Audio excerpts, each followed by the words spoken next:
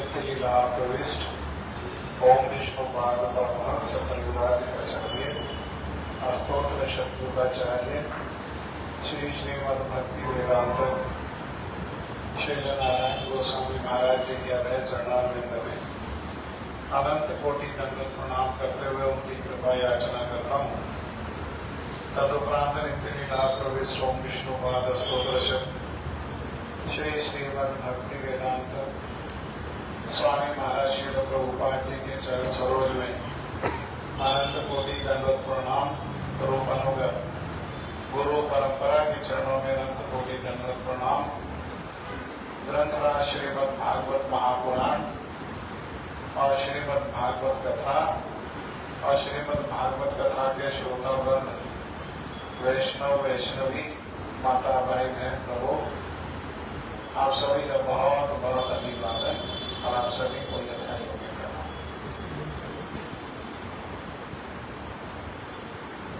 अभी बहुत सुंदर रूप में हमारे पास प्रभु ने ये श्रीमद् भागवतम, आप लोग जानते हैं ना, भागवत श्रीमद् भागवत और भगवद गीता दो अलग अलग ग्रंथ हैं, ये सब जानते हैं है ना, इतना तो सब जानते हैं ना, बहुत अच्छा। तो ये श्रीमद् भगवद गीता में कहा गया कि ये करो ये करो ये करो, लेकिन ये नहीं बताया मैं करें तो कैसे करने के लिए कहा गया है ना, लेकिन ये नहीं बताया कि कैसे करें। तो कैसे करें वो श्रीमद् भागवतम में वो विधि को बताया गया कि हम कैसे करें। ठीक है, भगवद गीता में ज्ञान की बात कही गई, फिलोसफी की बात कही गई, और भागवतम में ये भगवान की और भगवान के भक्तों की लीलाएं। हाँ? लीला कहने का तात्पर्य ये है कि हम जो करते हैं हम लीला नहीं कर सकते। हम जो करते हैं वो क्या है, वो तो कर्म है, लेकिन भगवान और भगवान के जो शुद्ध भक्त हैं वो जो करते हैं वो क्या है, वो लीला है, क्योंकि वो कर्म करने के लिए बाध्य नहीं है, विवश नहीं है, मजबूर नहीं है। हम लोग कर्म करने के लिए बाध्य हैं, विवश। ठीक है ना, हम कर्म किए बिना रह नहीं सकते। हाँ? और हमारे कर्म के दो ही फल होते हैं जो कर्म करते हैं, एक है पुण्य और एक है पाप, और उसके दो फल है, तो उनके भी दो ही फल है आगे। पुण्य का फल है सुख और पाप का फल है दुख, लेकिन ये कर्म के चक्कर में नहीं पड़ना चाहिए। भगवद गीता में अंत में आकर के भगवान ने क्या कह दिया कि ये पाप और पुण्य इसके चक्कर में नहीं पड़ना चाहिए, इसके चक्कर में फंसना है, क्योंकि ना पुण्य करने से कोई जीव का लाभ है और पाप करने से तो लाभ नहीं है। और एक स्तर पर आकर के जो पुण्य है वो भी कैसा है, पुण्य भी पाप के जैसा ही है, क्योंकि पाप से क्या मिलता है, दुख मिलता है। अब पुण्य से क्या मिलेगा, पुण्य से भोग मिलेगा, है ना, लेकिन भोग को भोगने के लिए जन्म लेना पड़ेगा, नहीं लेना पड़ेगा। मान लो इस जीवन में पुण्य कर्म किया, बहुत पुण्य कर्म किया, इतना पुण्य कर्म हो गया इकट्ठा कि अगले जीवन में राजा बनना है, उस पुण्य के कर्म को भोगने के लिए राजा बनना है ना। तो राजा बनने के लिए राजा बनेंगे कैसे, पहले तो जन्म लेना पड़ेगा, है ना।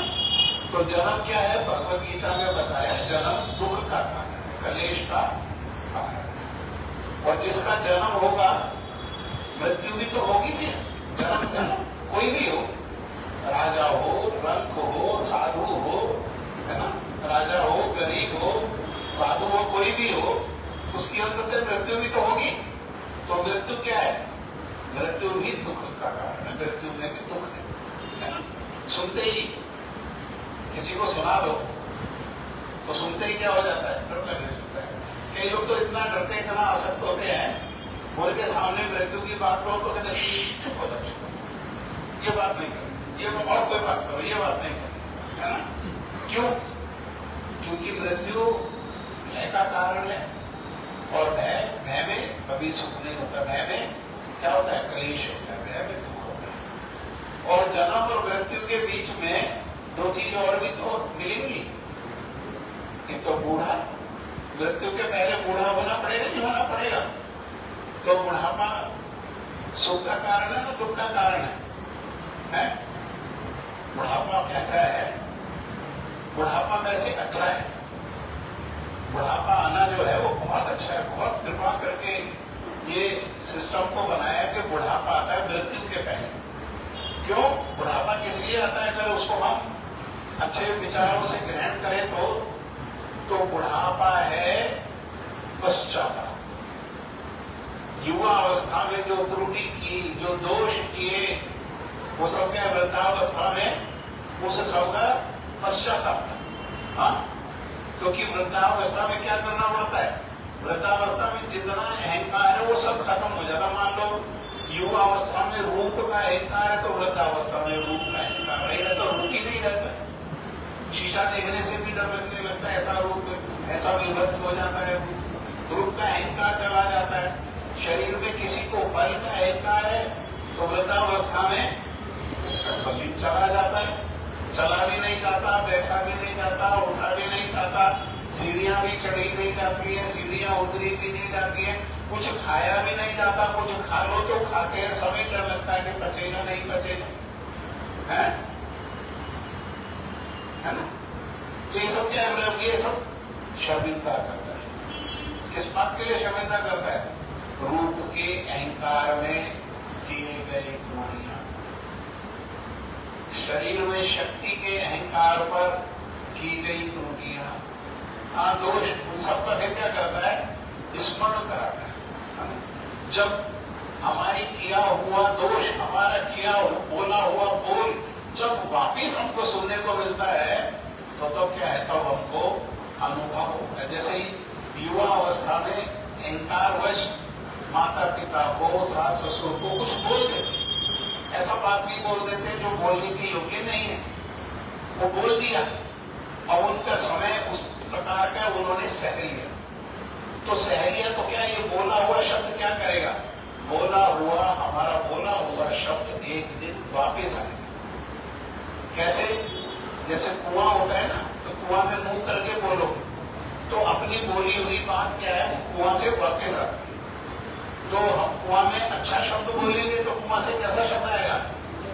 अच्छा शब्द आएगा। लेकिन कुआं में अपशब्द बोलेंगे तो कुआं से कैसा शब्द आएगा?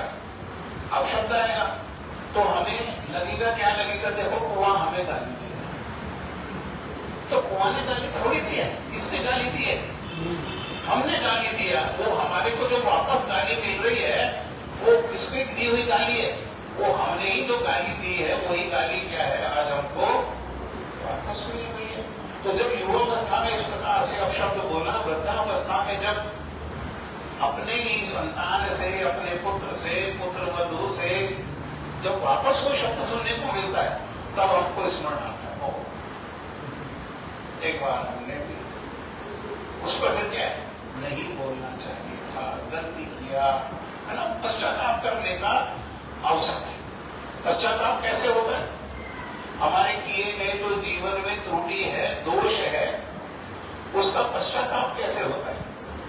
उसका पश्चाताप होता है जैसे तैसे अपने मन को भगवान में लगा करके, और किए गए त्रुटि दोष के लिए जब आंख से आंसू बहता है तो उसे क्या कहते हैं? उसे कहते हैं पश्चाताप।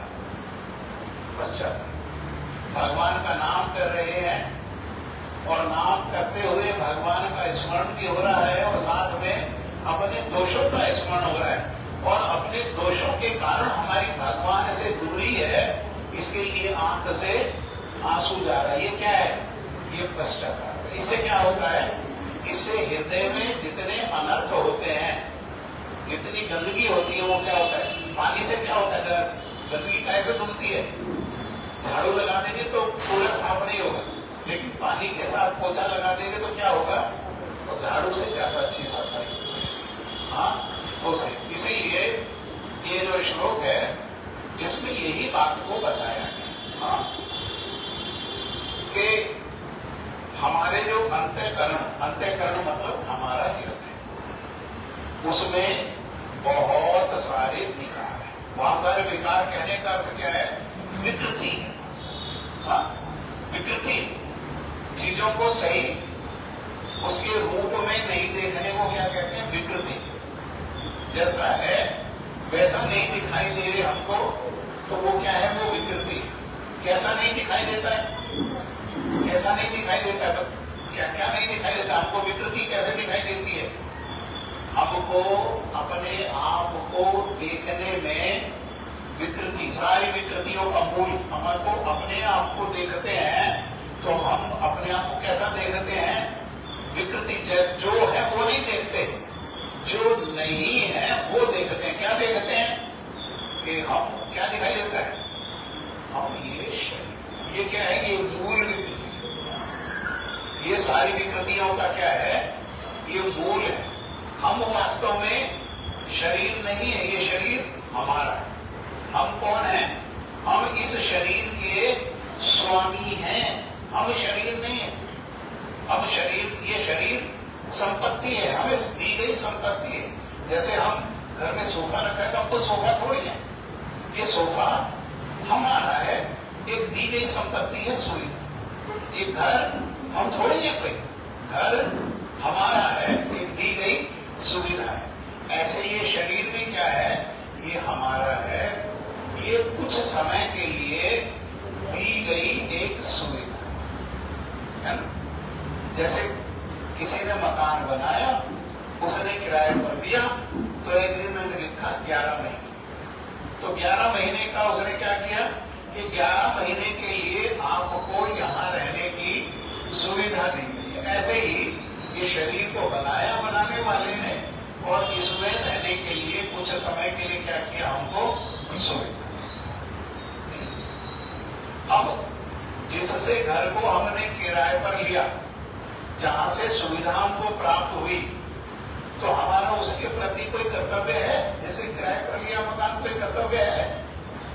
क्या कर्तव्य है? क्या कर्तव्य है? सबसे पहला कर्तव्य है कि भैया उसका किराया दे। ये कर्तव्य है या नहीं? घर ले लिया किसी से किराए पे और एग्रीमेंट भी है, तो ये कर्तव्य है, ये कर्तव्य है ना? है?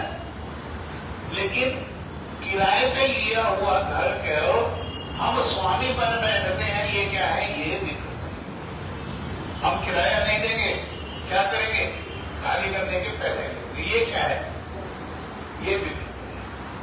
हाँ, ऐसे ही हमको ये घर जो है, ये शरीर किराए पर मिला, हाँ, तो इसका किराया देना हाँ हमारा कर्तव्य। और ये शरीर जब तक है तब तक, ध्यान से समझ में आ रही है बात, भाषा से रह लेना। जब तक ये देह है, जब तक ये घर है, तब तक जैसे घर हमारे को किराए पर मिला, तो घर को झाड़ना, पोंछना, सफाई करना, उसको मेंटेन करना, कहीं से पेंट हट गया तो पेंट करना, कहीं से टूट गया है उसको रिपेयर करना, ये कर्तव्य है या नहीं है? अर्थात ये शरीर को देखभाल करना, ये भी क्या है? ये भी कर्तव्य है। लेकिन मूल कर्तव्य क्या है? लेकिन इसका मूल कर्तव्य क्या है? जैसे किराए के मकान में बाकी चीजें इग्नोर करें, लेकिन कम से कम किराया तो देना ही पड़ेगा, है ना? देना ही चाहिए, नहीं देने पर विकृति है। ऐसे ही ये शरीर मिला है, तो जिसके द्वारा ये शरीर को प्रदान किया गया है, उनके प्रति सेवा जो है वो कम से कम हमारा, कम से मिनिमम, कम से कम जो है हमारा कर्तव्य है ना, जिनके द्वारा ये शरीर दिया गया है और जो इस शरीर का पालन करते हैं। पालन कौन करता है शरीर का?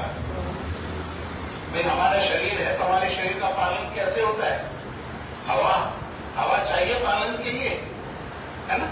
कहां से मिलती है? भगवान से।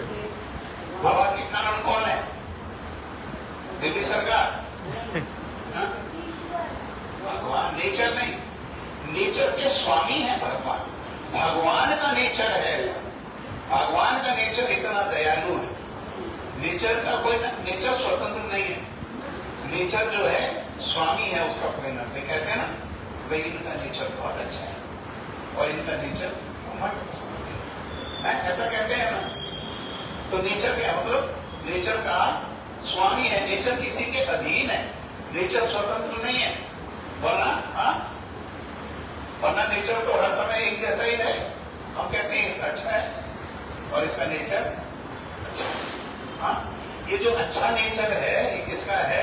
जो हमारे जीवन का पालन करता है, ये भगवान का नेचर है। और ये भगवान का नेचर कितना दयालु है, इतना दयालु है, इतना परफेक्ट है और इतना सिस्टमेटिक है। इसके लिए हमारे पालन के लिए कि जैसे ही बच्चे का जन्म होता है उस बच्चे के पालन के लिए मां के स्तन में दूध आ जाता, उसके पहले नहीं आता। कितना दयालु नेचर, इससे ज्यादा दया हो सकती है हमारे प्रति? हमारे प्रति इससे ज्यादा दया हो सकती है? ये नेचर किसका है? ये भगवान स्वामी है नेचर। मयाध्यक्षेन प्रकृति, नेचर माने प्रकृति।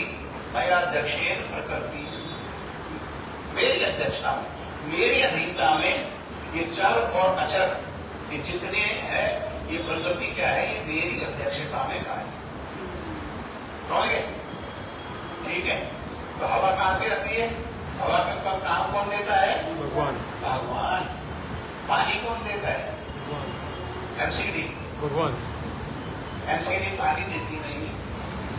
वो पानी दिया हुआ जो भगवान का पानी है उसको पाइप लगा के हमारे घर पहुंचा, बस इतना काम करती है एमसीडी। एमसीडी पानी बनाती है क्या? नहीं, एमसीडी वो क्या करती है? पाइप लगा करके हमारे घर दे देती है। अब विचार करो, जिसने केवल पाइप लगाया और हमारे घर में दे दिया, उसका तो महीने के महीने बिल देते।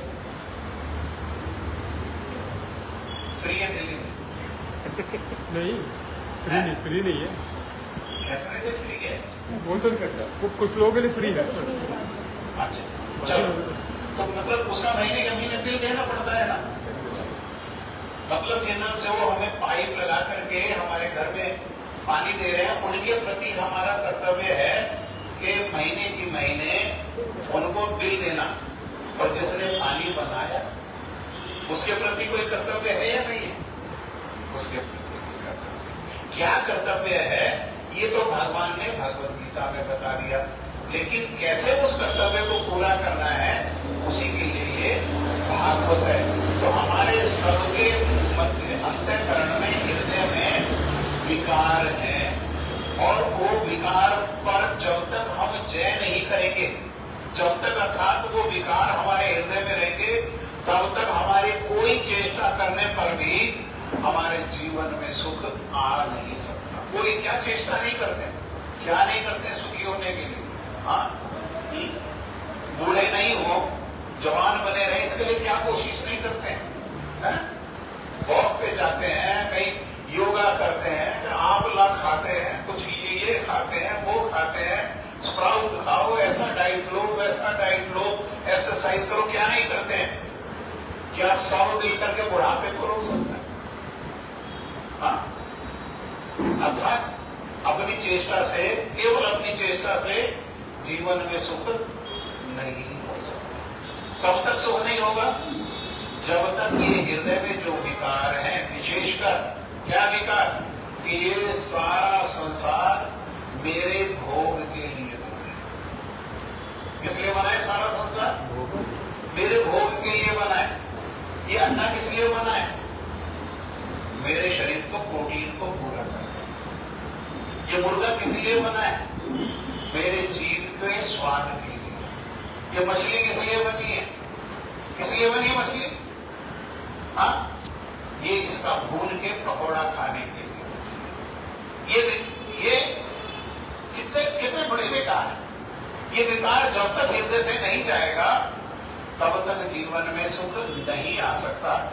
जिन लोगों के हृदय में ऐसी इच्छा है कि हमारे हृदय से विकार जाए, किस उद्देश्य से? कि हमारे जीवन में सुख आए, उन्हें क्या करना चाहिए? उन्हें श्रीमद् भागवत का श्रवण करना चाहिए और उन्हें श्रीमद् भागवतम का कीर्तन करना चाहिए। हमारे हृदय से विकारों को हटा करके हमारे जीवन में सब प्रकार से सुख आए, इसके लिए क्या है, इसी के लिए भगवान ने बड़ी कृपा करके और भगवान के शुद्ध भक्तों ने बड़ी कृपा करके हमें ये श्रीमद् भागवत जो है, श्रीमद् भागवत क्या है, ये श्रीमद् भागवत भगवान ही है, स्वयं भगवान। किसको प्रदान किया? जिनके हृदय में, समझ गया, विकार हमारे जीवन में है, जन्म जन्म से हम विकारों का अभ्यास कर रहे हैं, विकारों के कारण हमारे जीवन में दुख है, कष्ट है। जब तक वो विकार हमारे जीवन से नहीं जाएंगे तब तक जीवन में सुख आ नहीं सकता। क्योंकि सुख कब मिलेगा? सुख जब मिलेगा जब मन भगवान के चरणों में लगेगा। और जब तक हृदय में विकार है तब तक कोई चेष्टा करने पर भी मन भगवान में लगने वाला नहीं। इसीलिए जो अपने मन को भगवान के चरणों में लगा करके परम सुख, परम पद, परम आनंद को प्राप्त करना चाहते हैं, उनके लिए क्या है, उनके लिए एक ही उपाय है, और वो उपाय है ये श्रीमद् भागवत की कथा का श्रवण और श्रीमद् भागवत की कथा का कीर्तन। श्रवण कीर्तन को ही कहा जाता है पाठ, अर्थात वे क्या करें, वे श्रीमद् भागवत का पाठ करें। लेकिन श्रीमद् भागवत का पाठ करना भी सबके लिए संभव नहीं। श्रीमद् भागवतम का पाठ करना सबके लिए संभव नहीं है। इसीलिए श्रीमद् भागवत को पाठ करें और वो बिना बाधा के, बिना विघ्न के श्रीमद् भागवत का पाठ हो, और श्रीमद् भागवत का पाठ नियमित रूप से हमारे जीवन में चलता रहे। उसके लिए क्या करना पड़ेगा? तो उसके लिए कहा कि ये श्रीमद् भागवत के दो अधिष्ठात देवता है, एक है नर और एक है नारायण। उन दोनों के चरणों में प्रणाम करके प्रारंभ। और इस श्रीमद् भागवत की शक्ति है एक। श्रीमद् भागवत की शक्ति कौन है? तो श्रीमद् भागवत की शक्ति को कहा इस श्लोक में, श्रीमद् भागवत की शक्ति है सरस्वती। कौन सरस्वती? तो आगे आकर के हमारे आचार्य लोग कृपा करके बताते हैं शुद्धा सरस्वती। कौन सरस्वती? शुद्धा सरस्वती। शुद्धा सरस्वती कौन है? श्रील भक्ति सिद्धांत सरस्वती ठाकुर। ये कौन है? ये शुद्धा सरस्वती। क्योंकि सरस्वती की कृपा से ज्ञान मिलता है। सब ज्ञान मिलता, कैसा ज्ञान मिलता है? हर प्रकार का ज्ञान मिलता है उनकी कृपा से। हाँ, लेकिन ये शुद्धा सरस्वती की कृपा से, शुद्धा सरस्वती की कृपा से कृष्ण विषय ज्ञान हमको मिलता है। कृष्ण विषय जो ज्ञान है वही हमारे जीवन में मंगल का कारण है। इसलिए कृष्ण विषय ज्ञान हमको प्राप्त हो, ऐसा सरस्वती देवी, और सरस्वती देवी के साथ ही ये जो शुद्ध सरस्वती है, हमारी शुद्ध सरस्वती श्रील भक्ति सिद्धांत सरस्वती ठाकुर, इनके चरणों में क्या है, हम इनके चरणों में हम प्रणाम करते हैं। नारायणम नमस्कृत्यम नरम चैव नरोत्तमम देवीं सरस्वतीं व्यासम। फिर इस भागवत के जो ऋषि है वो कौन है? वो है श्रील वेद व्यास, द्वैपायन वेद व्यास। श्री कृष्ण का नाम पूरा क्या है? श्री कृष्ण द्वैपायन वेद व्यास। तीन नामों को मिलाकर के एक नाम मिला। पहला नाम है श्री कृष्ण। श्री कृष्ण कहने का अर्थ है कि जिनके अंग की कांति भगवान श्री कृष्ण के जैसी ही है, इसीलिए उनका एक नाम क्या है? श्री कृष्ण। दूसरा नाम क्या है? दूसरा नाम है द्वैपायन। द्वैपायन उनका नाम क्यों है? क्योंकि उनका जन्म यमुना जी के द्वीप पर, आइलैंड पर उनका जन्म हुआ, इसीलिए उनका जन्म यमुना के द्वीप पर होने के कारण उनका नाम है द्वैपायन। और फिर तीसरा नाम क्या है? वेद व्यास। उन्होंने क्या किया? वे हमारे मंगल के उद्देश्य से, क्योंकि कलयुग में भागवत में प्रारंभ में ही कहा कि बुद्धि कैसी है, बहुत सुमंद, मंद से के भी कौन सा सुपरलेटिव हो गए, हाँ बहुत मंद है, हाँ बहुत मंद, बुद्धि बहुत मंद है, बनते तो हम बहुत चतुर है, हम सब बड़े चतुर बनते हैं, एक दूसरे को सलाह देते ऐसा करो ऐसा करो ऐसा करो, अपना मंगल पता नहीं है और दूसरे को कहते हैं ऐसा करो ऐसा करो, अपने आप तो क्या कर रहे हैं, अपनी तो बुद्धि इतनी मंद है। श्रील भक्ति वेदांत स्वामी महाराज श्रील प्रभुपाद जी बहुत सुंदर उदाहरण से बताते हैं कि अंदर दुकान में बकरा कटा हुआ और उसकी खाल उतार करके उल्टा टांग रखा है कसाई ने, और बाहर जो बकरा एक और बंधा हुआ है उसको हरी घास डाल दी, और उसको क्या है, वो क्या कर रहा है, हरी घास। कितनी मंद बुद्धि, कैसी है, ऐसे ही है ना संसार में हम। हाँ, मेरे गुरुजी और अच्छे उदाहरण से बताते थे कि वो कलकत्ता में उन्होंने देखा कि एक कसाई खाना है और कसाई खाने में एक समय में 100 पशुओं को काटा जा सकता है, तो 1000 पशु वहां कोई लेकर के आगे, मान लो 1000 पशु लेके आगे, तो 100 पशुओं को तो अंदर ले गए, है ना, 100 पशुओं को कहां ले गए, अंदर ले गए, क्या कर रहे हैं उसको काट रहे हैं, बाहर कितने रह गए, 900, वो बाहर जो 900 रह गए वो इधर उधर ना भाग जाए, इसलिए कसाईयों ने क्या किया, हरी हरी घास उनके आगे डाल दी, और बाहर खड़े हुए पशु क्या कर रहे हैं, वो पशु जो है उस घास के लिए आपस में एक दूसरे से लड़ रहे हैं, हाँ उस घास के लिए क्या कर रहे हैं, एक दूसरे से लड़ रहे हैं, बिना इस चिंता के कि कौन जाने अगली बार जो 100 का बैच जाएगा वो कौन जाएगा, उसमें कौन होगा, है ना, कोई भी हो सकता है ना, वो 900 पशु जो बाहर है, अगला बैच जो 100 का जाएगा, हाँ पहले वालों का जब काम हो जाएगा, अगला बैच जो 100 का जाएगा उनमें कौन होगा, और अंत तक किसी न किसी 100 के बैच में तो जाना ही जाना है। लेकिन वो क्या कर रहे हैं, वो उन सबसे निश्चिंत होकर के, बिना किसी भय के, बिना ये विचार किए कि क्या इसको डाला जा सकता है, क्या ये जो गर्दन काटी जाएगी, अंदर जो गर्दन काटी गई है, मेरी गर्दन ना कटे, क्या इसका उपाय है, हाँ इस उपाय पर तो विचार कर नहीं रहे, क्या कर रहे हैं वो, लड़ रहे, किसके लिए लड़ रहे हैं, घास के लिए।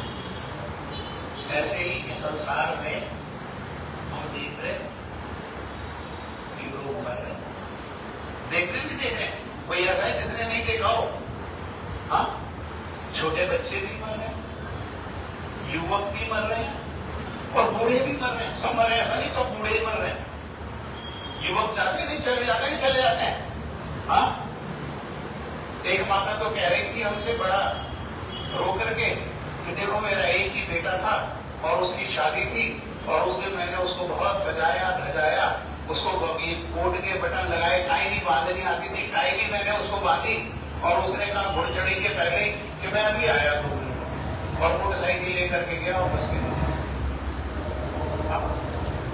युवक भी जा रहे हैं, लेकिन फिर भी हम लोग क्या कर रहे हैं, हम लोग इस संसार में हरी हरी घास के लिए, हरी घास क्या है, ये धन, ये संपत्ति, ये मान, ये अपमान, ये सब क्या है, ये हरी हरी घास है, भाई भाई से लड़ रहा है, कौन सी संपत्ति के लिए, जिसको खुद कमाया वो नहीं, जिसको खुद कमाया उस संपत्ति के लिए नहीं, जिसको पिताजी ने कमाया उस संपत्ति के लिए क्या कर रहे हैं, भाई भाई से लड़ रहे हैं, कोर्ट में केस 20 साल, पिता पुत्र में झगड़ा हो रहा है, बहन है ना, मां मर गई, भाई नहीं है, 4 बहनें उस संपत्ति के लिए और लड़ रही है, कोई कोर्ट में नोटिस दे रहा है, कोई क्या दे रहा है, कोई क्या दे रहा है, कैसी मूर्खता है ये वैसे ही मूर्खता है, जैसे मूर्खता कहाँ हो रही है, जैसी मूर्खता वो जो कसाई घर के बाहर वो जो पशु हैं, जैसी मूर्ख, क्या कहेंगे उसको देख करके, कसाई घर के बाहर कोई घास के लिए लड़ रहे हैं, कह रहे थे कटना ही है अभी तो, और अभी क्या कर रहे हो, अभी तो घास के लिए लड़ रहे, मरना ही है अभी तो मरना है, कोई सर्टिफिकेट नहीं, कभी भी किसी भी समय। और उस समय को जिस समय को तैयारी करने में लगाना चाहिए, भाई ये शरीर छोड़ना है, जाना है, तो जाने की तैयारी नहीं करनी चाहिए। हम कहीं जाते हैं तो जाने की तैयारी करते नहीं करते हैं, कहीं जाना है। ये जो लोग आए पहलगांव में घूमने, इन्होंने आने की तैयारी करी होगी नहीं करी होगी? हाँ, सर्दी के कपड़े, फर्स्ट एड ये सब लाए होंगे, नहीं लाए होंगे, है ना? और किस लिए आए थे? किस लिए आए थे? घूमने फिरने, ऐश करने, इंजॉय। किस लिए आए थे? काय के लिए आए थे? इंजॉय। फोटो शेयर कर रहे हैं, हम क्या कर रहे हैं? हम इंजॉय कर रहे हैं। ऐसे ही है, यही है इंजॉय। उद्देश्य, हमारी योजना, हमारी कोशिश, हमारी चेष्टा कुछ और होती है, लेकिन हमें जीवन में कुछ और मिलता है। हमारी किसी की योजना होती है बीमार होने की, हमारी किसी की योजना होती है बूढ़े होने की, हाँ, हमारी किसी की योजना होती है मरने की, हमारी किसी की योजना होती है कि कोई हमारा निकट संबंधी को मर जाए, हमारी किसी की योजना होती है। लेकिन ये सब देखना पड़ता है, देखना पड़ता है।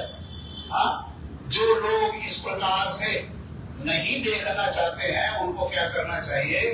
उनको ग्रंथराज श्रीमद् भागवत महापुराण में आश्रय लेना चाहिए। ये क्या है? ये साक्षात भगवान है, ये जीव पर कृपा करने के लिए। हाँ, पद्म पुराण में एक श्लोक आता है, समय का ध्यान रखना।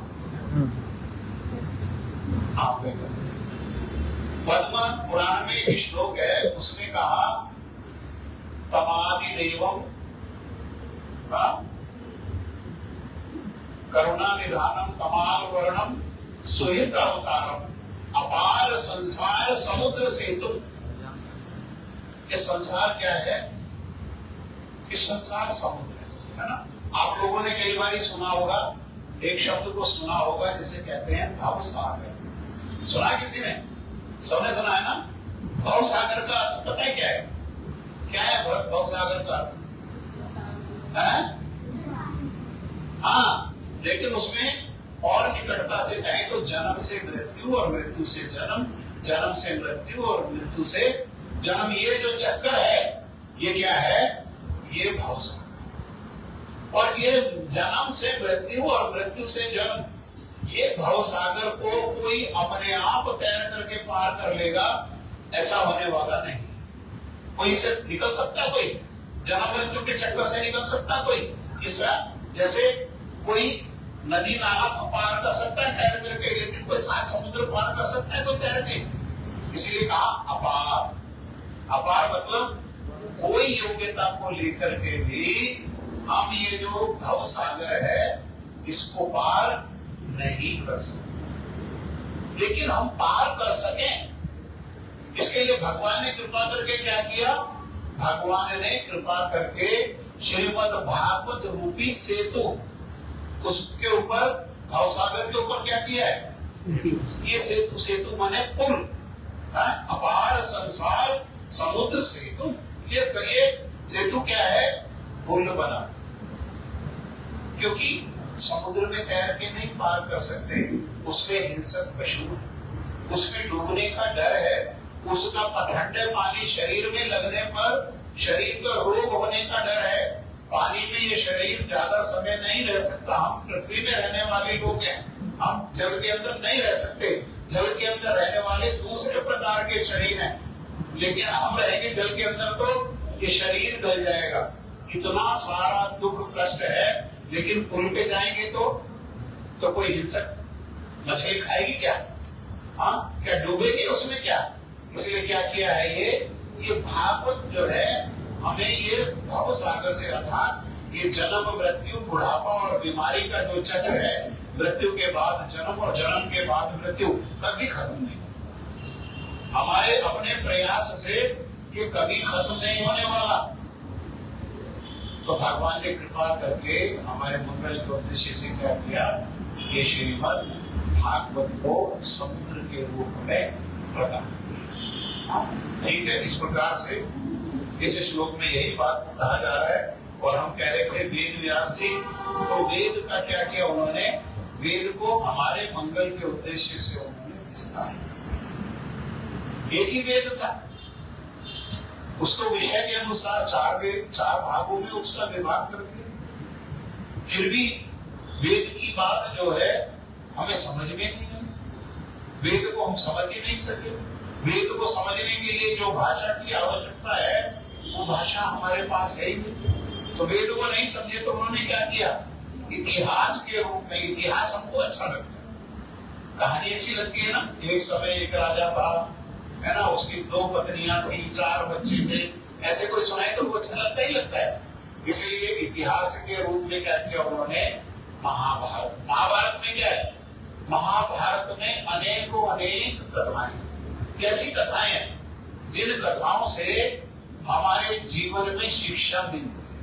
वो केवल कथाएं ऐसे ही नहीं है, मनोरंजन के लिए कथाएं नहीं है, लेकिन उन कथाओं में से क्या है, एक एक सूत्र, हमारे जीवन में एक एक सूत्र हमें प्राप्त हो, वो हमारे को वहां से शिक्षा।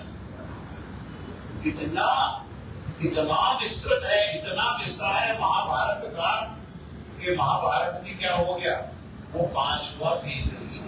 पंचम वेद क्या है, पंचम वेद ये महाभारत। और उन्होंने ही अंततः जैसा बताया हमारे वासु प्रभु ने कि कृपा करके उन्होंने क्या किया, हमारे मंगल के लिए ये ग्रंथ राज, सारे ग्रंथों का राजा और अमल, जिसमें किसी प्रकार का मल नहीं है, इसको छोड़ करके बाकी जो ग्रंथ है उनमें कुछ ना कुछ मल है, अर्थात कुछ ना कुछ जो है मिलावट है। किसी में सतो मिलावट किसकी है, गुण की मिलावट है, माया की मिलावट है। किसी में सतोगुण की मिलावट है, कुछ ग्रंथ कैसे हैं वो सतोगुण, कुछ ग्रंथ में रजोगुण की मिलावट है, उनमें रजोगुण रजोगुणी है वो ग्रंथ। कुछ ग्रंथों में कैसे है, वो तमोगुण की मिलावट है, वो तमोगुणी है। लेकिन ये भागवत कैसा है, ये तीनों गुणों से परे है, ये गुणातीत है। जैसे भगवान गुणों के परे है, जैसे भगवान के अधीन है गुण, और वो गुण की जो माया है, जिस माया के वो गुण है वो उन भगवान के अधीन है, ऐसे ही ये भागवत के अधीन है। सब क्या सब भागवत कैसा है, भागवत परम स्वतंत्र अमल है। भागवत जो है, तो ऐसे वेद व्यास जी जो इसके ऋषि हैं, पहले से था भागवत, लेकिन उन्होंने हम पर, कलयुग के जीवों पर कृपा करने के लिए क्या किया, उसको लिपिबद्ध कर, और लिपिबद्ध होकर के यही बस वही भगवान हमको ये भागवत ग्रंथ, ये पुस्तक के रूप में, भगवान ये पुस्तक नहीं है, ये भगवान है स्वयं। ये इतनी कृपा है उनकी, वेद व्यास जी।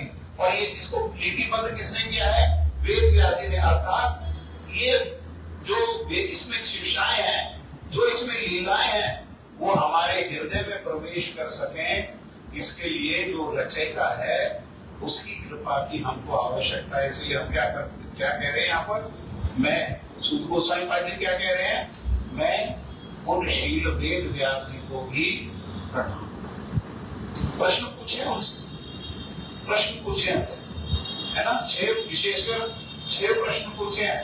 तो 6 प्रश्नों का उत्तर देने के पहले सबसे पहले क्या किया उन्होंने, सबसे पहले अपने गुरु श्री सुखदेव गोस्वामी पाद जी को अपने, है ना, और फिर उनके प्रश्नों का उत्तर देना है। उनके प्रश्नों के उत्तर में भागवत की चर्चा होगी। भागवत की चर्चा के पहले भागवत की अधिष्ठाता देवता, भागवत की शक्ति और भागवत के ऋषि, उनको भी क्या कर रहे हैं, वो उनको भी भागवत के अधिष्ठाता देवता नरमा, और भागवत की शक्ति सरस्वती, जिसमें भी शुद्धा सरस्वती, ठीक है।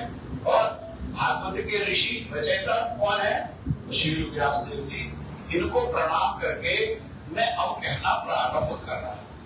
हम भी इसीलिए जब भी कोई भी कथा को कहना प्रारंभ करते हैं, उस जो कथा है, कोई भी कथा भागवत को स्पर्श किए बिना पूरी नहीं होती है। इसीलिए क्या करते हैं, इसीलिए हम कथा के पहले, जैसे श्री सूत गोस्वामी पाद जी ने सबसे पहले बोलते ही उन्होंने क्या किया, अपने गुरुदेव, वो गुरुदेव कौन है, उस सबके गुरुदेव, और श्री सुखदेव गोस्वामी पाद जी वो कैसे हैं, वो सबके गुरु हैं। इसीलिए क्या करते हैं, अपने गुरु को प्रणाम करके और फिर हम जो है उनको प्रणाम करते हैं, श्री सुखदेव गोस्वामी पाद जी। तो ये विधि है महाजनों, ये लता सा पंथा, जैसा जैसा श्रेष्ठ लोग करते हैं वही हमको उनके पीछे पीछे चलना है ना। उन्हीं का हमको क्या करना है, उन्हीं का अनुसरण करना है, अनुकरण नहीं, उनका अनुसरण हमको करना है। अर्थात जिस मार्ग में जाकर के, जिस मार्ग में चल करके उनको सफलता प्राप्त हुई है, उसी मार्ग में हमको उनके जहाँ जहाँ चरण चिन्ह है, उनके चरण चिन्ह को देखते देखते, उनके चरणों की कृपा को लेते लेते हमको उस मार्ग में धीरे धीरे धीरे धीरे हमको अग्रसर, हमको आगे बढ़ना। हाँ, इसलिए भागवत ऐसा नहीं कि हम भागवत को ऐसा किया और ऐसा खोला और कहीं से भी हो, हाँ समझ कुछ समझ में नहीं आने वाला। ये भागवत को हम अपनी जड़ बुद्धि से प्राप्त नहीं कर सकते हैं, क्योंकि भागवत जड़ नहीं है। जड़ बुद्धि से जड़ विषय को प्राप्त किया जा सकता है, लेकिन भागवत जो है वो जड़ नहीं है। भागवत कैसा है, भागवत दिव्य है। दिव्य वस्तु को जड़ वस्तु से प्राप्त नहीं किया जा सकता। इसीलिए कैसे प्राप्त किया जा सकता है, एकमात्र कृपा से ही भागवत हमारे हृदय में प्रकाशित हो सकता है।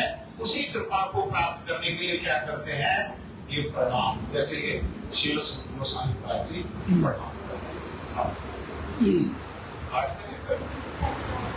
तो फिर अगले श्लोक में कह रहे हैं, मुनिया साधु पृष्ठो हम वीर लोक मंगलम। 2 मिनट यत्कृता कृष्ण संपर्ष्णो ये नात्मा सुप्रसिद्धति। आगे कह रहे हैं कि हे ऋषियों, आपने जो प्रश्न किए हैं वो प्रश्न बड़े श्रेष्ठ हैं। प्रश्न कैसे हैं, बड़े श्रेष्ठ हैं। क्यों, क्योंकि आपके प्रश्नों में सारे संसार के जीवों का मंगल है। आपके प्रश्न का जो उत्तर है, उस उत्तर को सुन करके और अपने जीवन में उस उत्तर को आचरण करने पर जीवों का सब प्रकार से मंगल होगा। इसीलिए आपके प्रश्न कैसे हैं, आपके प्रश्न श्रेष्ठ। अर्थात क्या शिक्षा है कि हम जब भी साधु के निकट जाएं, भक्तों के निकट जाएं, तो क्या प्रश्न करने चाहिए उनसे, हमको श्रेष्ठ प्रश्न करने चाहिए, जिसमें अगर संसार का नहीं तो कम से कम हमारा मंगल जिसमें छिपा हो, हमको ऐसे प्रश्न करने चाहिए। उनको पास जाकर के ऐसा नहीं करना चाहिए कि हमारा लड़का है जी, इसका व्यापार नहीं चल रहा, इसके सर पर हाथ रख दो। हाँ, हमारी लड़की है, इसकी शादी नहीं हो रही है, इसको जरा एक इसके सर पर हाथ रख दो। ये हमारी बहू है, 4 साल हो गए, इसके बच्चा नहीं हुआ, जरा फल्गु मंत्र पढ़ करके इसकी गोद में रख दो। इस सब के लिए साधु के निकट नहीं जाना चाहिए। बदले में हम क्या करेंगे, हम आपको 100 रुपए दे रहे हैं, बदले में आप ऐसा कर दो, है ना। साधु ने वो जो उपलब्धि उसके जीवन में, जिसको जैसे तैसे उसने कृपा से उसको प्राप्त किया, उस उपलब्धि को हम 100 रुपए में क्या करते हैं, खरीदने की कोशिश करते हैं। ऐसा ये श्रेष्ठ नहीं।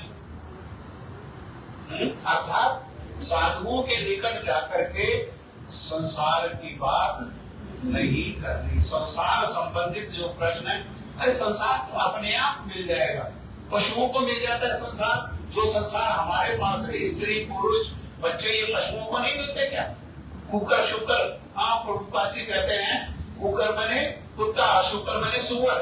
ये तो सारी की सारी सुविधाएं, संसार की सुविधाएं, ये कुत्ता और सुअर को भी उपलब्ध है। संसार में सबसे बड़ा सुख क्या है, स्त्री पुरुष का सुख। किस सुअर को किस कुत्ता को नहीं है, सुअर के पास सूरी है, कुत्ता के पास कुत्ती है, सब सुख है वहां पर। क्या सुख नहीं है? संतान है या नहीं है? पति पत्नी का सुख है या नहीं है? खाने का सुख है या नहीं है? तो इसीलिए पशु जैसे होकर के पशुवत ये संसार को हमें साधु के निकट जाकर के संसार संबंधित प्रश्न नहीं, क्या करना चाहिए? श्रेष्ठ प्रश्न करना चाहिए। जैसे उन्होंने श्रेष्ठ प्रश्न किए, उन्होंने श्रेष्ठ प्रश्न करने में क्या कहा? उन्होंने कहा श्रेष्ठ प्रश्न करते हुए पहले दो प्रश्न क्या है? उन्होंने कहा जीव का धर्म क्या है और क्या करने से आत्मा प्रसन्न हो। हम कभी संसार में विचार नहीं करते हैं कि क्या करने से आत्मा प्रसन्न हो, हम विचार करते हैं क्या करने से हमारा मन प्रसन्न हो, क्या करने से हमारा शरीर प्रसन्न हो। हम मनोरंजन के स्तर पर हो जाते हैं, आत्मरंजन के स्तर पर नहीं रहते। हमारी पकड़ कहां तक है? हमारी बुद्धि कहां तक जाती है? मनोरंजन के स्तर तक। मन का रंजन कैसे हो? नहीं, आत्मा का रंजन कैसे हो? आत्मा अगर आनंद में होगी तो मन को और शरीर को अलग से आनंद में करने का प्रयास नहीं करना पड़ेगा। आत्मा प्रसन्न होने पर मन भी प्रसन्न हो जाता है और आत्मा और मन प्रसन्न होने पर सारी इंद्रियां, सारा शरीर हमारा स्वतः प्रसन्न हो जाता है। शरीर को प्रसन्न करने के लिए अलग से प्रयास नहीं करना चाहिए, आप मन को प्रसन्न करने के लिए अलग से प्रयास करने की आवश्यकता नहीं। उन्होंने पूछा आत्मा कैसे प्रसन्न? ऐसे प्रश्न कैसे हैं? ऐसे प्रश्न श्रेष्ठ है। ये बात को श्रील सुख गोस्वामी पाद जी कह रहे हैं। क्यों श्रेष्ठ है? और ये प्रश्न ऐसे प्रश्नों से कह रहे हैं ये न आत्मा सुप्रसिद्धति। ऐसे जो प्रश्न करने वाले लोग हैं वो सुख को प्राप्त करेंगे, आनंद को प्राप्त करेंगे। क्यों आनंद को प्राप्त करेंगे? क्यों सुख को प्राप्त करेंगे? क्योंकि ये जो प्रश्न है ये कृष्ण विषयक प्रश्न है, अर्थात कृष्ण से संबंधित प्रश्न है। इन प्रश्नों के उत्तर में भगवान श्री कृष्ण की महिमा कीर्तन होती है। इसलिए ये प्रश्न कैसे श्रेष्ठ प्रश्न है। और ऐसे प्रश्न करने वाले को अंततः क्या होगा? उसको आत्मा का आनंद, उसको सुख। ठीक है, तो इसके आगे वो प्रश्न का उत्तर देना प्रारंभ करेंगे और अगली बारी हम जो सुनेंगे सैटरडे को 3 तारीख को, तो यही दो चीजों को हम लोग सुनेंगे कि जीव का धर्म क्या है और आत्मा जो है प्रसन्न कैसे। ठीक है, कैसे प्रसन्न होना ही तो हमारा उद्देश्य है, सुखी होना ही तो हमारा उद्देश्य है। हम सुखी कैसे हो, यही बात को हम लोग अगले शनिवार को श्री सुख गोस्वामी पाद जी के विचार के अनुसार हम लोग ये बात सुनेंगे। ठीक है,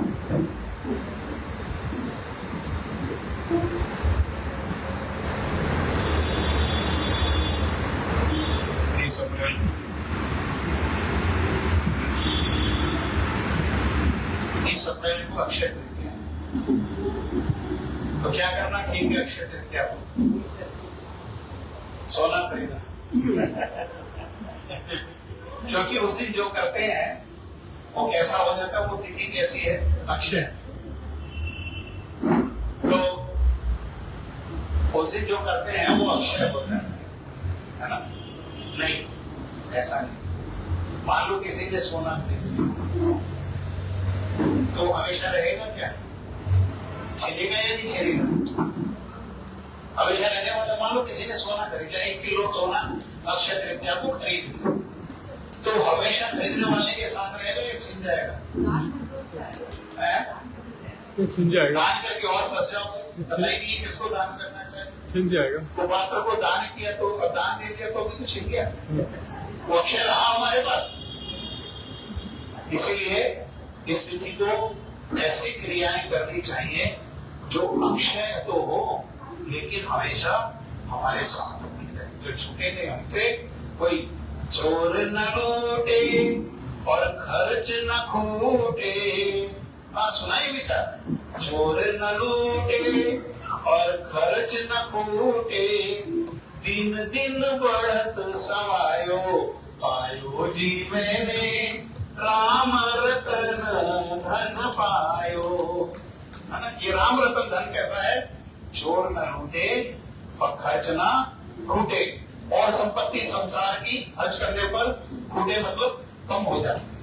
लेकिन ये संपत्ति कैसी है? जितना इसको खर्च करो उतना खर्च करने पर दिन दिन बढ़त समायो, और बढ़ जाता है, और बढ़ जाता है। ये वस्तु मिलती कहाँ है? ये वस्तु कहाँ मिलती है? इस वस्तु को प्राप्त करने के लिए कहाँ जाना पड़ता है? तो कहा वस्तु अमोलक दी मेरे सतगुरु, वस्तु अमोलक दी मेरे सतगुरु, कृपा कर अपनायो, पायो जी मैंने। अर्थात भगवान संबंधित कथा को श्रवण करना, भगवान संबंधित कीर्तन करना, विशेषकर कलयुग में भगवान के नाम को जप करना, कीर्तन करना और संकीर्तन करना, तीनों में भेद है। जप एक है, कीर्तन एक है और संकीर्तन एक है। इसमें भी संकीर्तन जो है वो श्रेष्ठ है। इस प्रकार से भगवान के नाम का जप संकीर्तन करना ये बहुत श्रेष्ठ है। और उस दिन भगवान की सेवा को संकल्प के रूप में लेना ये भी बहुत श्रेष्ठ है। केवल एक ही दिन नहीं, उस दिन क्या करना? भगवान की सेवा का संकल्प करना, है ना। तो ये जो अक्षय तृतीया है वो इस बार भी कितना जून को? 21 जून को शनिवार। हर बार रविवार को होती है, इस बार शनिवार को, क्योंकि रविवार को एकादशी। ठीक है, इस बार दशमी को हमारी जो है, हमारी मतलब हमारी ना, शशांक की, हरे कृष्णा प्रभु की, वासु की, मेरी नहीं, इसकी हमारी, क्योंकि जगन्नाथ जी हमारे हैं। जगन्नाथ जी इनके थोड़ी अकेले के। जगन्नाथ जी तो जितना इनका जगन्नाथ जी के चरणों में सेवा का अधिकार है उतना ही हमारा सेवा का अधिकार है। जितने जगन्नाथ जी इनके हैं उससे कम हमारे नहीं है। इसलिए वो जगन्नाथ रथ यात्रा किसकी है? वो हमारी। उस दिन हम कम से कम संकल्प लें कि इस जगन्नाथ रथ यात्रा में हम कम से कम हम जगन्नाथ रथ यात्रा में सम्मिलित होंगे ही होंगे। हम जो है स्वयं सम्मिलित होंगे और हमारे जो संबंधी हैं, हमारे जो मित्र हैं, जिनका भी हम हित चाहते हैं, जिनको भी हम जानते हैं, उनसे भी प्रार्थना करेंगे जगन्नाथ रथ यात्रा में सम्मिलित होने के लिए। और हमसे जो भी हमारा सामर्थ्य, जिस भी प्रकार का सामर्थ्य है, केवल सामर्थ्य धन से सामर्थ्य नहीं होता है ना। शरीर से सेवा जो है ये बहुत बड़ा सामर्थ्य है। जैसा भी हमारा सामर्थ्य है हम संकल्प करें कि हम ये जगन्नाथ जी की सेवा में, जगन्नाथ रथ यात्रा में उस प्रकार की हम लोग सेवा करेंगे ही करेंगे। ठीक है, याद रहेगा? बोल तो नहीं जाओगे यहाँ से निकलते हुए?